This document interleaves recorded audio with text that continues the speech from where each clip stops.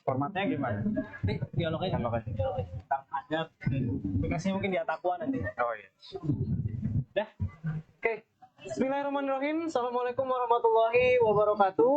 Waalaikumsalam warahmatullahi. Halo sahabat-sahabat semua yang ada di offline, yang ada di IBF, dan mungkin yang ada di online, Facebook. Kembali lagi bertemu dengan saya di stand nomor 59, stand Atakwa di Islamic Book Fair.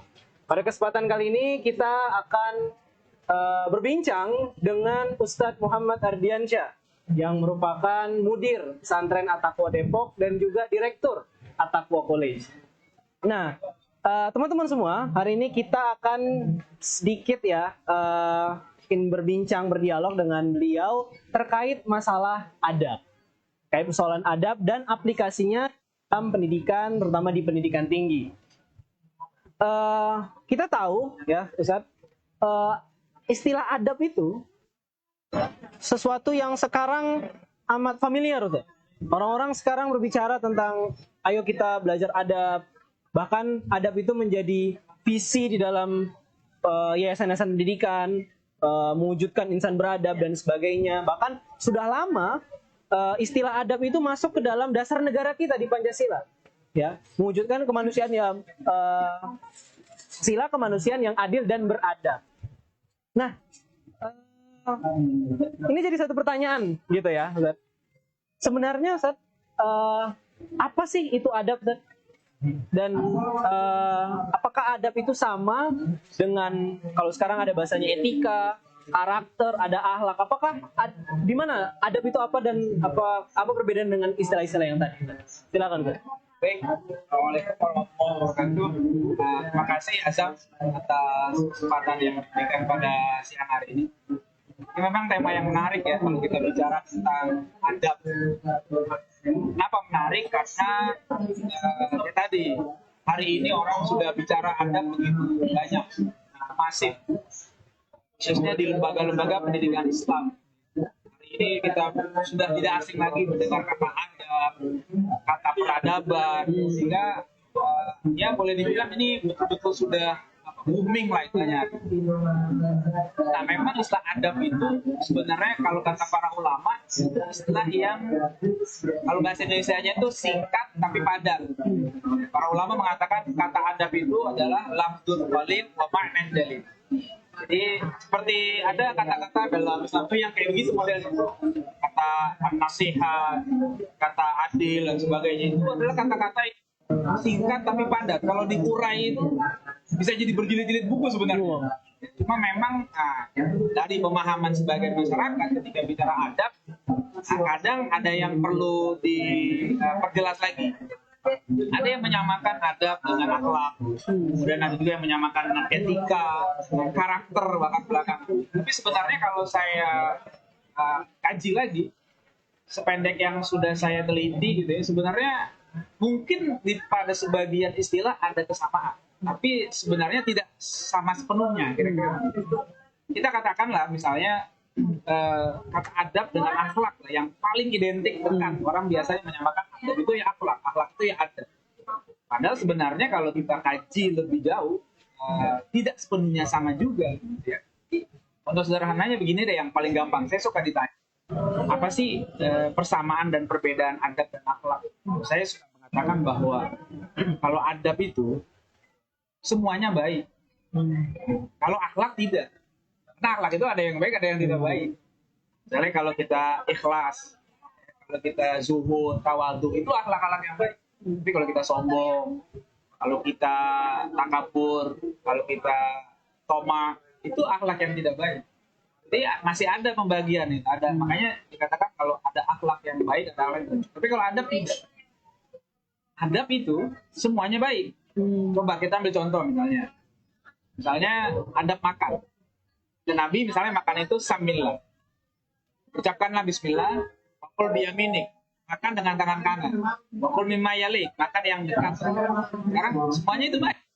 Enggak ada yang baik. Jadi semuanya itu baik. Nah, jadi ada. Nah, makanya kalau orang yang mengamalkan adab disebutlah beradab. Tapi kalau dia tidak mengamalkan adab, bukan adabnya dikatakan jelek, karena adab itu baik, tapi orangnya yang dikatakan biadab. Nah, itu masalahnya. Nah, cuma istilah biadab hari ini mengerikan, apa kayak gitu. Ya, padahal sebenarnya istilah biadab itu tidak mengerikan. Bukan artinya kalau biadab itu membunuh, memperkosa itu biadab. Ya itu biadab banget lah. Tapi orang yang tidak mengamalkan adab itu makna sebenarnya juga biadab. Cuma orang jadi ngeri ketika makna biadab dipersempit. Seakan-akan biadab itu hubungannya hanya sebatas sama manusia. Adalah adab itu sangat luas maknanya, bukan hanya kepada manusia.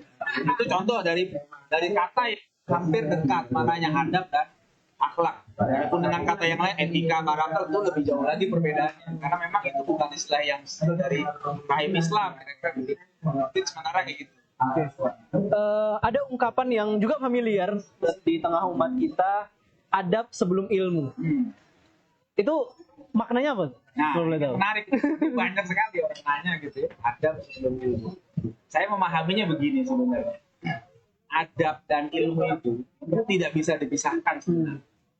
Karena kalau ditanya adab, ilmu. Adab dulu atau ilmu dulu? Iya. Nanti orang kan bertanya kembali. Bagaimana dia tahu adab kalau nggak punya ilmu? Kan begitu. Terus bagaimana dapat ilmu kalau nggak punya adab? Jadi kayak dua sisi mata uang sebenarnya. Gitu. Jadi kalau satu aja nggak laku. Jadi yang saya pahami itu adalah ketika adab sebelum ilmu, maksudnya itu begini. Kalau dia belum paham, dia belum punya ilmu, dia belajar dulu. Nah, belajar yang pertama itu ya belajar adab dulu. Supaya dia tidak belajar macam-macam dulu ya. Belajar adabnya, adab ilmunya. Makanya seperti itu. Nah, kemudian setelah dia sudah ilmu, kedepankanlah adab. Gitu ya, supaya tidak semakin sombong dengan ilmunya, tidak semakin arogan dan sebagainya. Itu adab di depan ilmu tuh. Karena orang itu tidak akan melihat ilmu kita berapa banyak, tapi adabnya dulu. Contoh lah misalnya Azam hafal 30 juz Quran misalnya gitu. Amin. Itu kalau lagi jalan itu kan nggak kelihatan 30 juznya nih. Ya kan kelihatan 30 juz itu nggak kelihatan. Tapi ada yang adab itu kayak ketika jalan, ketika bicara, ketika bergaul, itu dulu. Itu adab sebelum ilmu. Jadi orang tidak akan lihat ilmunya dulu, tapi adabnya. Tapi kalau seandainya adabnya nggak baik, meskipun hafal 30 juz, meskipun hafal ratusan hadis misalnya, itu nggak akan ada gunanya. Itu satu pemahaman ya. Kedua yang saya pahami juga ketika adab itu maksudnya adalah belajar sedikit tapi diamalkan. Jadi artinya dia mengamalkan ilmu itu dulu adab. Jadi sebelum lanjut kepada ilmu yang lebih tinggi, diamalkan dulu adab. Hanya contoh, misalnya pada zaman Nabi, sahabat-sahabat itu menghafal Quran nggak banyak, 5 ayat atau 10 ayat, dan mereka bilang kami tidak menambah kecuali sudah hafal dan mengamalkan dulu, baru kita tambah. Makanya adabnya makin baik gitu. Jadi bukan sekedar memperbanyak hafalan atau pengetahuan. Itu yang dikatakan adab sebelum ilmu. Itu yang saya pahami kayak gitu. Menarik ya teman-teman ya.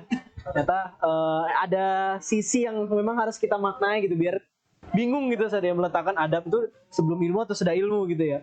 Jadi kalau salah paham nanti akhirnya orang nggak mau belajar. Iya. Pikir yang penting beradab aja ya. Itu salah juga sebenarnya. Soalnya kan ada ustaz ulama yang berpuluh-puluh tahun katanya belajar adab dulu baru ilmu. Udah 20 tahun aja masa belajar gitu. Nah itu salah paham. Kalau dikatakan misalnya dia bilang 20 tahun belajar adab, apakah dia nggak belajar ilmu? Sholatnya gimana nanti? Sholat itu kalau nggak ada ilmunya nggak sah. Iya. Ya kan puasa nggak ada ilmunya nggak sah. Jadi bukan berarti dia itu tidak belajar ilmu sama sekali. Dia belajar tetap, tapi semangat pengamalan ilmunya itu diiringi terus belajar amal, belajar amal. Itulah dikatakan beradab. Jadi bukan nol sama sekali. Saya beradab aja deh, saya nggak belajar. Itu salah. Tugas seorang penuntut ilmu ya belajar. Tapi bukan hanya belajar ilmu, tapi belajar adab dulu, ditanamkan. Saya juga pernah mendengar kajian Ustadz yang Ustadz mengatakan secara sederhana adab itu adalah ilmu plus amal. Iya. Iya. Betul. Itu boleh jelasin tuh. Iya, ya kayak tadi modelnya. Kita tahu nih, adab makan contohnya ya. Makan itu baca bismillah, kemudian pakai tangan kanan, kemudian makan yang dekat. Itu ilmu kan? Karena kalau kita masih makan nggak baca bismillah, kan berarti kita nggak ngamalin, nggak berantem gitu. Ya, kita makan pakai tangan kiri. Kita makan ngambil yang jauh-jauh. Berarti kita tidak mengamalkan adab. Kenapa? Karena udah tahu. Jadi adab itu memang ilmu plus amal. Ya, kalau bahasanya Prof. Atas itu kan apa? recognition, Dan acknowledgement. acknowledgement. Jadi Oke. kan ada pengetahuan, ada pengenalan, ada pengakuan, Pengakuan. ada pengenalan. Jadi dia tahu dengan ilmu, dia kenali, dan dia diamalkan. Betulan. Jadi memang simpelnya kayak gitu. Iya. Dan beramalnya harus benar, bukan diamal yang salah. Makanya Prof. Al-Atas pun mengartikan adab itu right action. Jadi bukan sekedar action. Nah, kalau action saja kalau tidak right itu bukan adab. Tidak ada. Tidak. Ya, kita tadi menyinggung soal Prof. Al-Atas. Mungkin kita agak bergeser ke antum Ustaz. Yang teman-teman yang mungkin teman-teman yang belum tahu bahwa Ustadz Ardi telah penulis disertasi terkait dengan konsep adab Syekh Muhammad Naqib Al-Atas, aplikasinya Ustaz ya di perguruan tinggi. Boleh Ustaz mungkin dijelaskan tentang latar belakang kenapa tiba-tiba memilih pembahasan itu Ustaz? Sejujurnya ya, sebenarnya awalnya saya pengen menulis tema yang lain. Itu ingin menulis tentang konsep maqasid syariah dari Kak Imam Asy-Syatibi. Tapi setelah saya coba telusuri lagi sumber-sumbernya, kayaknya saya waktu itu agak terbatas. Jadi saya akhirnya banting setir. Langsung mikir apa nih? Dan saya coba perhatikan waktu itu Prof. Al-Atas khususnya gitu kan. Dia punya kampus di Malaysia. Dan saya melihat ini unik gitu. Ini unik. Kampus Islam melahirkan orang-orang hebat. Ini seperti apa sebenarnya? Sebenarnya judul awal disertasi saya itu tadinya kaderisasi ulama di perguruan tinggi Islam. Di kasus di ISTEK. Setelah saya ngobrol gitu oleh guru saya Ustaz Adi Nusaini, diarahkan coba kamu ketemu Prof. Wan dulu di Malaysia. Saya berangkat tuh ke Malaysia dan saya sampaikan keinginan saya untuk mengkaji. Begitu saya sampaikan judulnya, Prof. Wan sangat tertarik, setuju, nggak pakai banyak ngomong. Saya setuju, tapi judulnya jangan itu, kata Prof. Kamu langsung fokus konsep adabnya saja, karena dari situ akan bisa berkembang kemana-mana. Udah, saya ikutin lah saran dari Prof. Wan untuk mengkaji konsep adab dari filosofinya, kemudian dari aplikasinya di ISTEK, dan kemudian bagaimana sih dari konsep yang sudah digagas Prof. Al-Atas, ya, kemudian kita coba terapkan untuk di perguruan tinggi secara umum. Masalahnya kayak begini. Nah, alhamdulillah, meskipun lulusnya tidak tepat waktu, tapi setidaknya di waktu yang tepat. Oke. Menarik saja. Itu konsep adab Syekh Muhammad Naqib Al-Atas. Berarti ada mungkin kan tadi saya sampaikan adab ini kan bukan sesuatu yang baru ya. Memang muncul daripada rahim Islam. Artinya pembahasan adab itu sudah banyak dibahas oleh para ulama. Sementara Prof. Al-Atas itu apa yang beliau bahas sampai menjadi sesuatu yang mungkin membuat Ustaz tertarik pembahasan tersebut terkait dengan adab. Sebenarnya konsep adab ini bukan sesuatu yang baru. Ini konsep yang ada sejak awal Islam sendiri. Dengan hadirnya Islam ya itulah ada adab. Nah, Prof. Al-Atas ini sebagaimana halnya mujaddid itu pembaharu. Pembaharu itu tidak selalu membawa sesuatu yang baru, tapi bisa juga dia mengingatkan yang selama ini orang sudah banyak lupa, kemudian dikemas ulang tanpa mengubah esensinya, dan kemudian disampaikan lagi sesuai dengan tantangan zaman hari ini. Itu uniknya Prof. Al-Atas. Jadi beliau bisa mengelaborasi pemikiran ulama-ulama di zaman dulu, khususnya Imam Ghazali dan para ulama yang sedang. Kemudian dia coba formulasikan kembali untuk menjawab tantangan hari ini. Di mana tantangan hari ini itu tantangan ilmu, conquest of knowledge, loss of adab, post leader dan sebagainya. Itu diramu kembali sehingga akhirnya bagi kita yang mengikuti pemikiran beliau ini luar biasa. Ini rumus yang meskipun rumusnya rumus lama tapi baru kemasannya dikemas ulang oleh beliau. Dan sesuai dengan zaman, karena tentu saja karena tantangan yang ada pada zaman Nabi, pada zaman sahabat dan seterusnya Imam Ghazali mungkin ada yang sama, tapi kan perkembangan zaman terus tidak bisa dihentikan, sehingga perlu lagi direformulasi lagi ini untuk menjawab ini dan sebagainya. Masuk dalam dunia pendidikan hari ini juga, ya buat saya itu sangat menarik konsep gagasan atas konsep adab, dan apalagi menariknya itu Prof. Al-Atas bukan hanya bicara konsep, itu menariknya, dan bukan hanya nulis buku, tapi bikin kampus. Itu menariknya. Jadi dia bukan hanya teori, Ini loh saya buktikan. Yang saya buat kampus ini ISTEK sudah melahirkan bahasa saya singa-singa peradaban tuh kayak. Jadi meskipun tidak banyak jumlah mahasiswa di ISTEK ketika itu, tapi singa.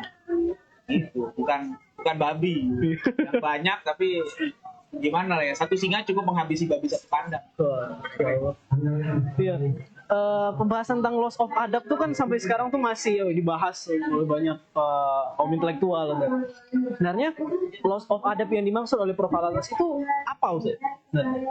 Ya sebenarnya secara sederhananya Prof. Alatas itu menyebutkan loss of adab is loss of discipline. Hilang disiplin. Disiplin itu maknanya banyak juga beliau mengatakan disiplin mind, body, soul. Karena memang sebenarnya adab itu mencakup semuanya. Makanya ketika hari ini kita memahami adab secara sempit, ya orang melihat adab itu sopan santun, cium tangan, kemudian apa lagi salam, sapa, senyum, gitu kan. Itu kan sebenarnya pemahaman yang sempit terhadap makna adab. Padahal yang disiplin itu lebih jauh banyak. Kita nih nggak disiplin dengan badan kita, makan semaunya itu kan nggak beradab. Coba aja makan yang manis-manis, diabetes. Makan yang apa? Yang lemak-lemak, coba kolesterol. Itu loss of discipline, it's loss of adab. Artinya kita tidak beradab pada diri kita sendiri. Kan begitu. Pikiran kita tidak beradab kalau seandainya juga tidak diarahkan kepada yang benar. Berpikir yang ngaco. Belajar tapi bukan semakin yakin kepada Tuhan, malah jadi menentang Tuhan. Loss of discipline of mind, rusak mindnya itu. Orang Malaysia bilang minda. Dan juga loss of adab di soul, jiwanya juga. Orang-orang yang hari ini menganggap orang sakit jiwa itu yang di rumah sakit. Padahal yang sakit jiwa itu bukan cuma itu. Yang sakit jiwa itu banyak. Orang-orang yang hubud dunia itu sakit jiwa. Oh iya.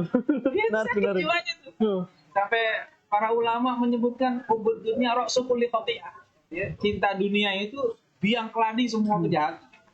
Itu kan, nah itu jiwanya tuh. Orang-orang yang pada rebutan harta, rebutan jabatan, itu coba kalau dalam pandangan itu ada masalah sama jiwanya. Kan kalau dalam Islam pandangan apa? Amanah itu berat. Satu aja berat, apalagi banyak. Nah sekarang rebutan memberatkan dirinya itu kan loss disiplin of soul itu hilang gitu. Nah kalau kita memahami ini dengan benar, sebenarnya kita ketika bisa mendisiplinkan diri kita, bahkan kita, pikiran kita, jiwa kita akan jadi orang berani. Nggak akan tuh yang namanya rebutan ini. Coba kita lihat dulu para ulama ditawarin jabatan aja lebih milih dicambuk daripada nerima. Kenapa ditawar resiko?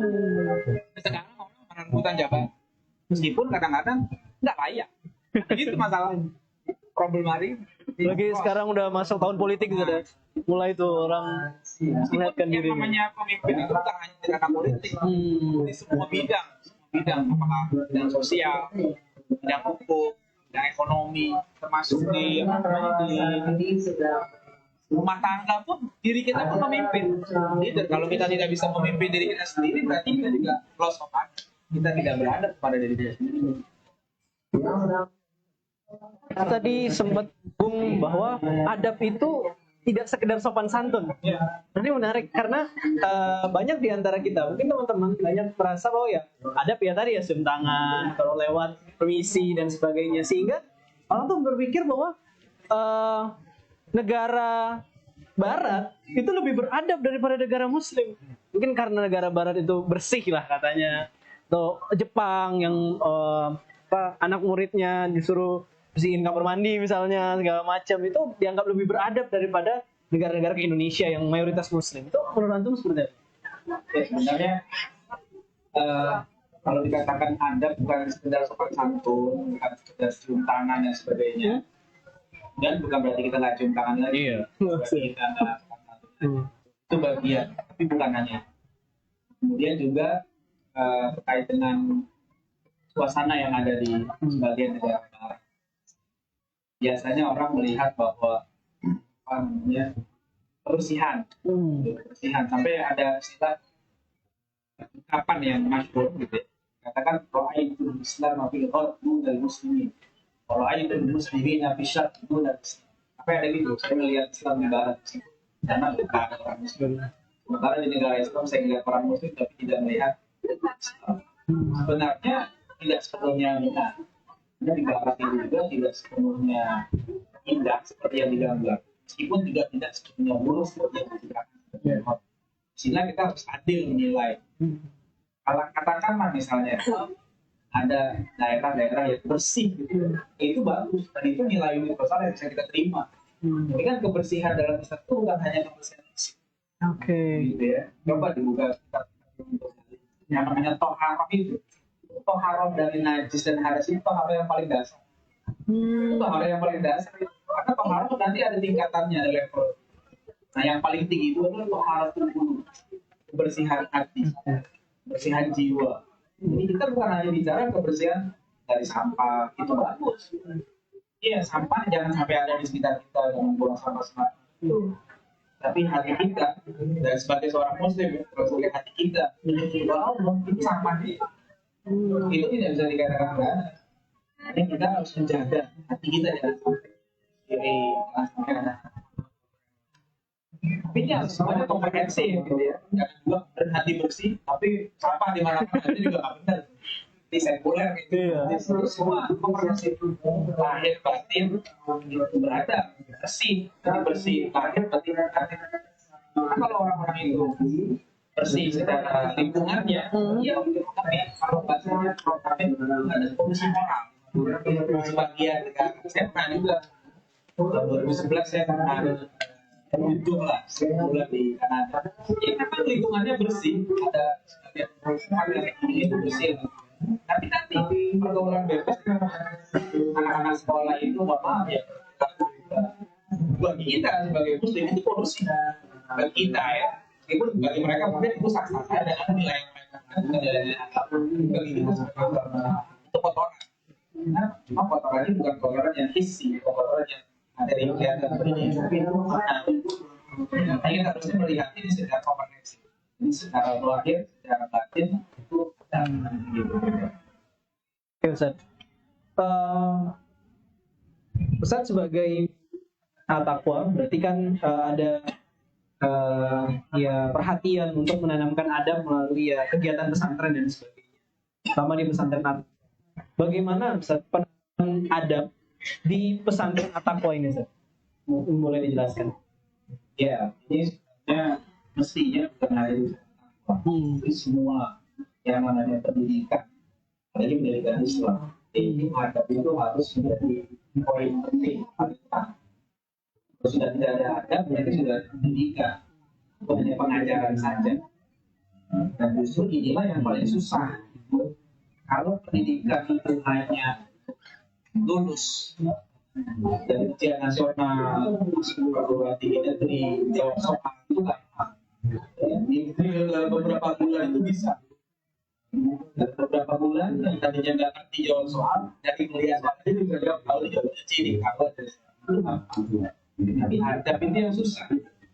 Makanya, ya misalnya beberapa lembaga bimbingan belajar berani menawarkan ikut bimbel kami jamin masuk ke perguruan tinggi, tidak masuk uang kembali. Itu ada beberapa gitu ya. Tapi coba berani nggak mereka bikin iklan masuk daftarkan anak anda di sini 6 bulan dijamin soleh. Berarti menanamkan adab itu lebih susah daripada jawab soal. Jawab soal itu sangat gampang. Ya, apalagi sampai sekarang ada ujian kecil juga bagus. Jadi kalau mendidik itu lebih susah ada dulu. Nah, yang paling berat di sini kami ya itu berjuang, bukan hanya sekedar kita anak-anak yang berat. Kita juga gurunya, kita semuanya harus berat. Kalau seandainya kita tidak ada, bagaimana mungkin anak-anak itu caranya banyak. Cuma yang paling utama itu memang kerjanya, itu mutlak. Kalau seandainya penanaman ada tidak serta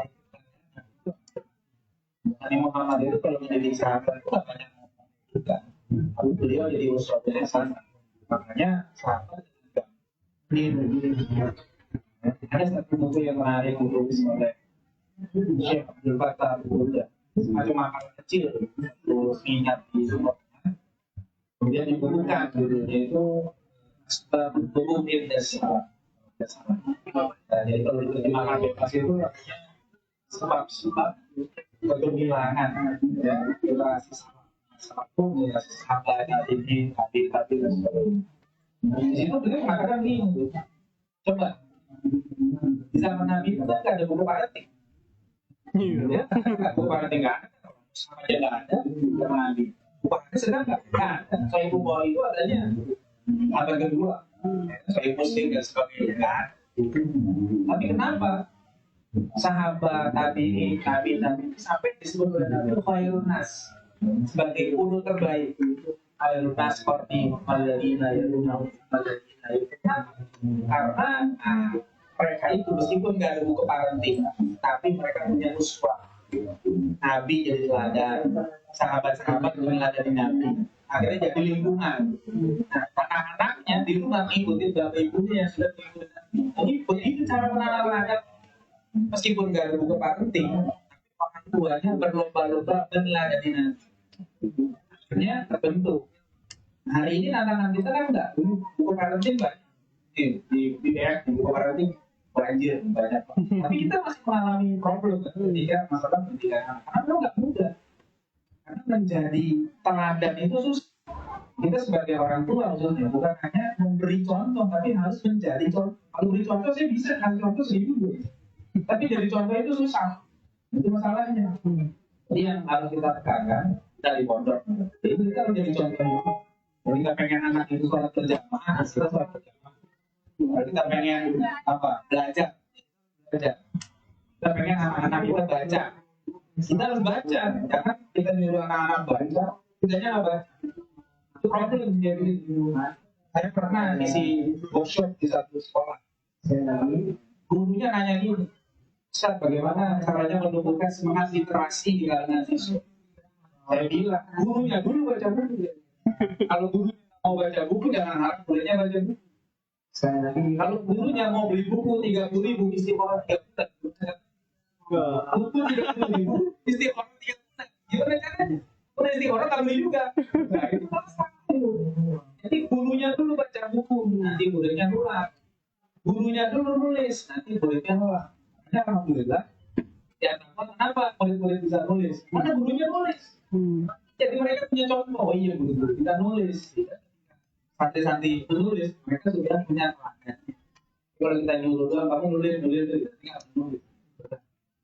Jadi teladanan itu yang harus diutamakan dalam menanamkan adab. Oke, Ustaz. Tadi berarti poin pertama tentang keteladanan ya. Kalau dari segi penyusunan kurikulum, misalnya yang mana yang duluan diajarkan atau bagaimana itu, apakah di situ harus ada mungkin bisa disebut sebagai tahapan-tahapan tertentu sehingga anak tuh nggak langsung kepada adab yang tinggi banget, tapi yang adab sederhana dulu sampai gimana kan secara kurikulum untuk bisa melakukan penanaman adab ini. Nah, ini juga namanya adab terhadap ilmu. Adab terhadap ilmu itu adalah ketika menyusun kurikulum harus berbasis adab. Gimana caranya? Dulu para ulama itu membagi ilmu kepada ilmu yang fardu ain dan fardu kifayah. Nah, seperti itulah kurikulum yang beradab. Jadi fardu ain itu semua wajib baik. Kenapa? Itu yang akan membuat diri dia menjadi baik. Misalnya, bagi orang Muslim ya, kita kan sekolah Islam, pesantren. Yang fardu ain itu apa? Akidahnya harus benar. Ibadahnya harus benar, akhlaknya harus baik. Ya, baca Quran harus bisa, itu nggak boleh tawar-menawar. Nah, itu fardu ain.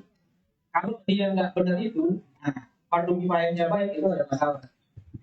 Ya, misalnya, mohon maaf, ada anak belajar matematikanya nilainya 10 atau 100, itu bagus. Tapi kalau seandainya wudhu masih nggak bisa, nah itu masalah.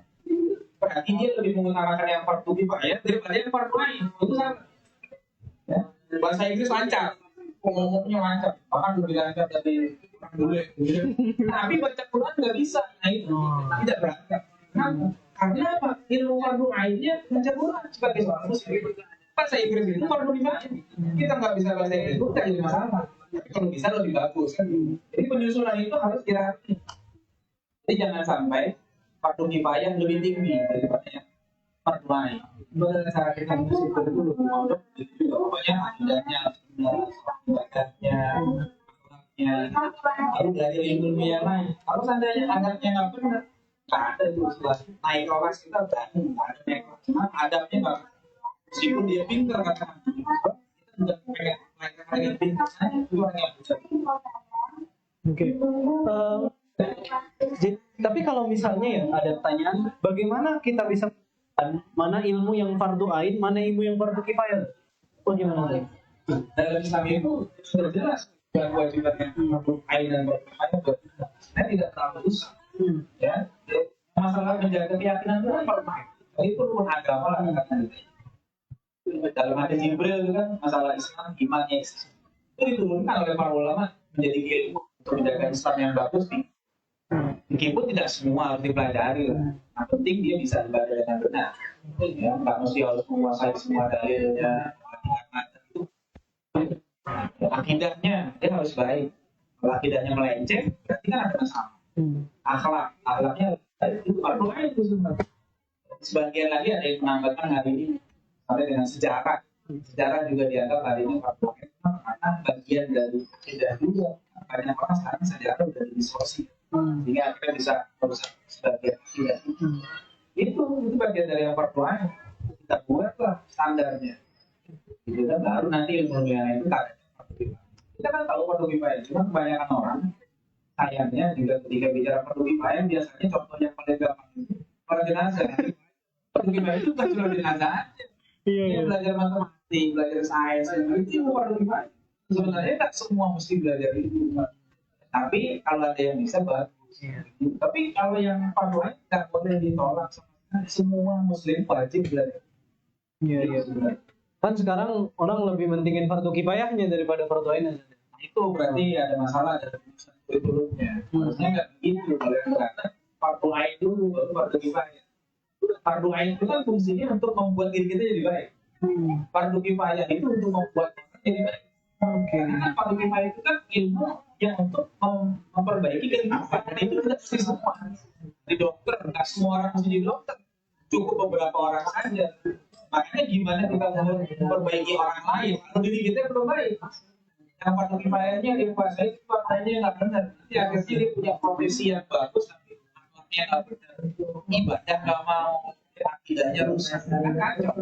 Jadi akhirnya dia seperti yang itu kayak lilin. Orang lain dapat penerangan dia habis kebakar. So kayak jarum. Orang dapat pakai baju karena dia, tapi dia sendiri telanjang. Kita nggak mau begitu. Sebelum kita menyelamatkan orang lain, yang itu selamat diri kita sendiri itu fardu ain. Itu kan jadi soleh muslim. Konsepnya begitu sebenarnya fardu ain fardu ain. Kayak gitu. Oke. Jadi kalau misalnya kita tanya gitu, misalnya ada yang bertanya keunggulan dari pesantren At-Taqwa ini, mungkin bisa jelaskan. Kalau saya membahasakan mungkin bukan kekhasan. Karena kita bukan ingin main unggul-unggulan apa, karena saya pikir masing-masing lembaga pendidikan itu punya ciri kayak model warung. Atau kayak sekarang ini standar dan banyak nih kita berkompetisi ilmu siapa menang siapa kalah.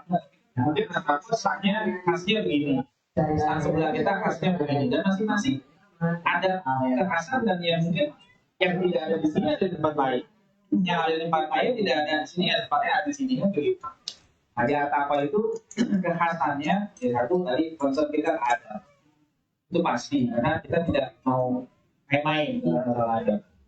Di pesantren apa itu kita sangat memperhatikan masalah ada semuanya. Jadi kita nggak tolerir yang namanya bullying. Jadi kita agak sedih ketika mendengar terjadi bullying di lembaga-lembaga pendidikan Islam itu mencemarkan nama baik Islam. Jadi kita nggak mau. Sekali ketahuannya bullying itu anak bisa kita keluarkan. Karena dia juga tidak beradab. Itu nggak benar. Atau yang lain-lain. Ada pertama. Kemudian kekhasan berikutnya itu adalah kitab.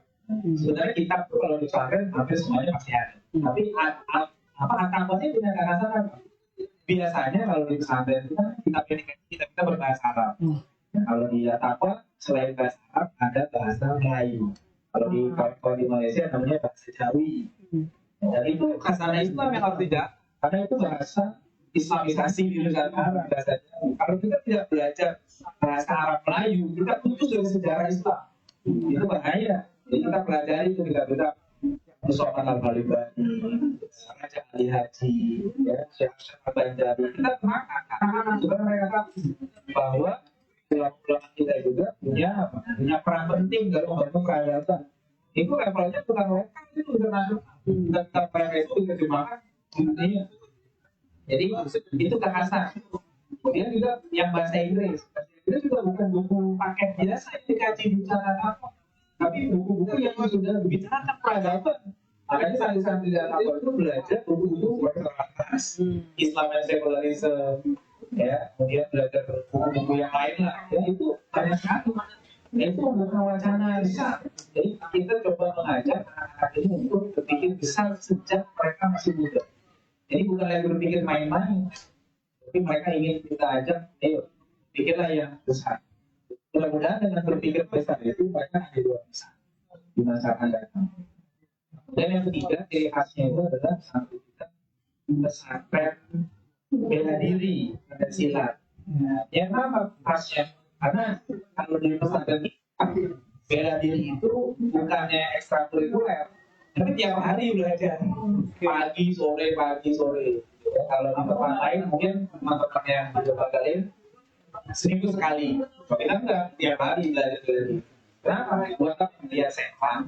Bang Nabi kan suka media kuat, sehat, lebih Nabi suka daripada yang lemah. Jangan sampai jadi santri tapi ngaku mas, itu nggak benar. Ini harus sehat.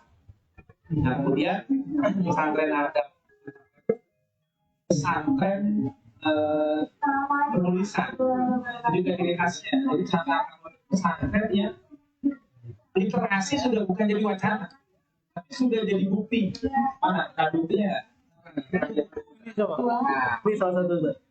Nah ini contohnya ini kan 5 ya. Ini contoh di pesantren itu bukan literasi itu bukan sebagai wacana saja, tapi sebagai bukti. Ini contohnya. Contohnya beberapa contoh di mana pesantren sudah menerbitkan makalah santri. Dan itu makalahnya loh. Kalau di sini itu ini kayak dua. Kan karena tema-tema yang dibahas itu juga dengan metodologi yang ilmiah dan ini seperti itu. Ini kekhasan kita. Dan saya dengar bedanya kemarin di sini udah beberapa lembaga ya asing untuk melihat. Mudah-mudahan ada juga tuh. Jadi ini salah satu ciri khas kita di sana kita sudah bisa tulis. Jadi bukan lagi wacana literasi, bukan cuma slogan literasi. Kataku udah konkret, udah kasar dari pesantren dan ciri khas yang berikutnya adalah pemikiran dan peradaban. Ini kasarnya. Memang kajian kita akan banyak mengarah ke sana. Kajian pemikiran, peradaban. Tapi kalau di pesantren ada yang khususnya bikin, ada yang tafsir, ada yang takbir, apa itu masing-masing punya Kekhasannya masing-masing. Tapi kalau kita ngambil dari ini, karena ini boleh dibilang masih sempit jalurnya. Kita ambil porsi fardu kifayahnya deh kira-kira gitu ya. Meskipun ada yang fardu ain juga, tapi yang lebih dalamnya itu buat kita karena yang lain belum ngambil itu kita ambil ya. Semoga sinergi ini bisa saling melengkapi. Siap. Sekarang di pesantren At-Taqwa itu sudah ada tingkatan apa saja sih? Kalau sekarang karena sudah tahun ke-9 kita sudah punya 3 level. Jadi kalau di apa mungkin beda dengan di pesantren. Karena itu biasanya levelnya per 3 tahun, 3 tahun, 3 tahun. Ya apa kita buat 2 tahun, 2 tahun, 2 tahun. 2 tahun pertama itu disebut dengan pesantren solid. Namanya kayak Cina, tapi sebenarnya bukan. Itu pesantren yang dasar lah. Saya kan di situ penguasanya lebih ilmu yang baiknya. Kemudian bahasa Arabnya dua. Dari situ tuh adabnya 2 tahun pertama tuh. Ada itu juga nggak mudah. Pesantrennya kita sudah siapkan sejak awal, nanti naik ke atas. Tahun berikutnya, 2 tahun berikutnya, ada namanya freestyle. Nah itu dari pesantren, tadi Austarifah dan pesantren pemikiran dan peradaban. Dari situ kita mulai perkenalkan kepada santri-santri wacana-wacana penyiaran dan peradaban. Meskipun mungkin dosisnya mungkin ya belum terlalu banyak, tapi paling nggak mereka sudah tahu isu-isu yang beredar. Tidak asing loh Ustaz. Tidak asing. Kalaupun mereka belum bisa menjawab sepenuhnya, paling nggak mereka sudah punya imunitas untuk menolak. Jadi ketika mendengar isu misalnya, ini ada sekularisme, pluralisme, liberalisme, feminisme, mereka sudah punya ini, apa ini nggak beres, ini harus dijaga gitu. Paling nggak bisa. Tapi bagi sebagian santri yang memang lebih tekun, lebih serius, mereka bisa jawab. Mereka bisa meng-counter pemikiran-pemikiran itu. Makanya kita lihat saat ini luar biasa bahasa. Itu di apa? Tahun yang berikutnya, nanti di 2 tahun yang terakhir ya apa? College. Nah, college itu secara umur anak-anak sebenarnya masih udah SMA. Ya. Tapi secara kurikulum yang kita siapkan itu insya Allah tidak kalah dengan di perguruan tinggi. Kami berani bilang bisa lebih baik. Kenapa? Karena mereka belajar lebih dalam lagi tentang mereka belajar bersama, ya, mereka belajar bahasa asing, bukan hanya Inggris, bahkan belajar bahasa Latin, ya, Manting, dan sebagainya. Mereka juga belajar. Nah, kita berharap semangat ini tumbuh dan mereka lebih lagi memahami permasalahan yang ada saat ini. Jadi sampai sekarang, alhamdulillah sudah ada 3 level. Jadi memang kenapa juga mewajibkan lah dari kalau masuk harus 6 tahun. Kan kalau nggak 6 tahun nanti nggak tuntas. Daftar 6 tahun sampai selesai. Selesai 6 tahun, nah mereka ya walaupun tetap tergabung dengan kita, nanti kita juga bisa bekerja sama seperti SID gitu ya. Nanti bisa jadi kita juga buat data pada ini bisa tetap dengan kita nanti. Tapi ada juga yang mungkin mau ambil keluar ya tetap aja. Tapi kita sudah berikan bekal kepada mereka.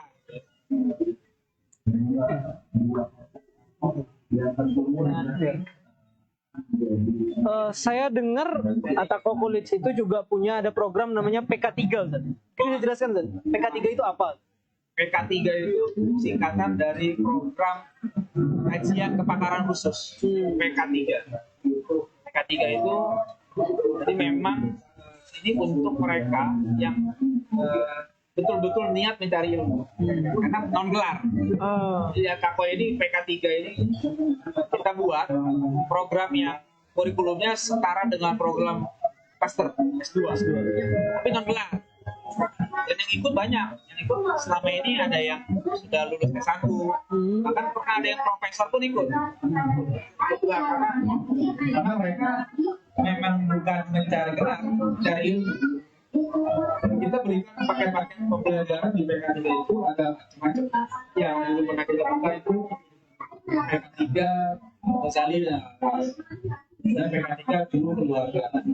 Dan sekarang ada lagi beberapa program baru di PK3. Pendidikan sejarah, Pancasila, dan juga ada filosofi Islamiyah, beberapa lagi. Jadi memang kita siapkan bagi teman-teman yang serius mau belajar Islam. Ya, tapi non gelar, kan lagi non gelar itu. Berapa lama Ustaz? Berapa lama Ustaz? Itu programnya 1 tahun.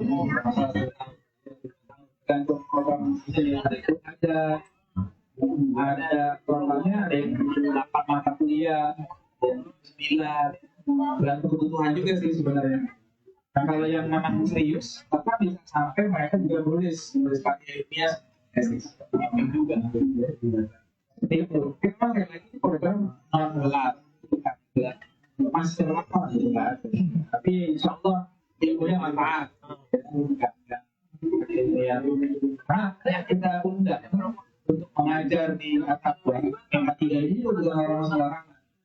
Kawan-kawan kita dari Malaysia pun ikut hadir mengajar di PK3 ini. Allah diajar orang-orang yang sudah berpensi sangat penting. Oke, menarik sekali ya, sahabat sekalian, mendengar penjelasan Ustadz Ardi terkait dengan adab. Bahwa kita tadi dijelaskan bahwa adab itu ya bukan sekedar sopan santun adalah bagian daripada adab. Dan adab itu memang berasal dari rahim Islam dan merupakan apa namanya ya, satu bentuk khazanah keilmuan Islam, sehingga bisa dikatakan tadi kalau Ustaz Adi menyampaikan, bahkan itu bisa dikatakan ya pendidikan khas Islam ya pendidikan adab gitu. Dan alhamdulillah pendidikan adab ini sudah diterapkan di pesantren At-Taqwa yang sudah sampai kepada 3 level Ustaz ya. Ada Saulin Al-Islami yaitu tingkat SMP, Pristek, pesantren for study of Islamic Thought and Civilization itu di tingkat SMA, dan tingkat perguruan tinggi bahkan di At-Taqwa. Jadi adab ini bukan sekedar teori yang mengawang-awang di atas, tapi sudah kita benar amalkan, sudah kita aplikasikan, dan sudah benar-benar dipraktekkan dan melahirkan, kalau bahasa Ustaz Ali tadi, singa-singa peradaban. Mungkin ada penutup Ustaz, untuk menutup kesempatan kita pada kali ini. Iya. Alhamdulillah ini di momen yang membangun juga ya. Ya, pertama itu harapan kita ya, semangat untuk belajar semakin tinggi lagi, dan bukan hanya semangat belajar saja, jadi di sini ada buku, kalau adanya banyak kan, dengan kita ini itu ada salah satu adab yang ditekankan oleh para ulama itu adalah ketika belajar itu punya buku. Karena tantangan kita itu apa? Tantangan kita itu kayak PDF. Ya, PDF. PDF. Jadi kadang-kadang ada orang apa namanya ada buku nggak mau beli, nah, PDF. Itu menurut saya itu salah. Kecuali dia nggak mampu, dia PDF. Itu kalau dia mampu, beli bukunya. Begitu. Kenapa? Artinya dengan beli buku itu dia lebih mahal. Kalau dia nggak beli buku nggak mahal. Ya kadang saya suka kawan-kawan ketika saya baru beli buku, baru ngasih lihat covernya, tiba-tiba dia bilang, "Ustaz, ada PDF-nya." PDF gitu. Bukan PDF. Jadi kita harus punya ada semangat yang dibangun dengan adanya buku ini. Kemudian saya belum nggak punya buku. Di sini banyak buku-buku yang bagus ya, di pesantren yang ada di IBF. Kita buktikan ada kita tangkap buku dengan apa? Beli buku yang bagus, simpan. Ya, tidaknya buku itu kata buku itu kalau kita beli, kita simpan di rumah, di lemari kadang-kadang itu jadi hiasan rumah. Bagus. Kalau kita baca, kita amalkan, itu jadi biasa pada diri kita. Jadi nggak ada ruginya deh di buku. Ya, buku-buku yang lain udah hampir kuat ya bang. Gitu ya. Terima kasih Ustaz atas waktunya. Banyak hal yang tadi kita sudah dengarkan teman-teman, dan insya Allah dengan kita beli buku, kita bisa meningkatkan keilmuan kita, meningkatkan adab kita pada Islam, pada para ulama, yang menghiasi diri kita, Ustaz ya. Nggak hanya menghiasi rumah kita, tapi menghiasi diri kita. Terima kasih Ustaz dan teman-teman yang ada di offline dan menyaksikan secara online. Dan jangan lupa sampai besok masih ada Islamic Book Fair, dan kalau mau datang ke stand nomor 59 Pesantren At-Taqwa. Terima kasih. Assalamualaikum warahmatullahi wabarakatuh.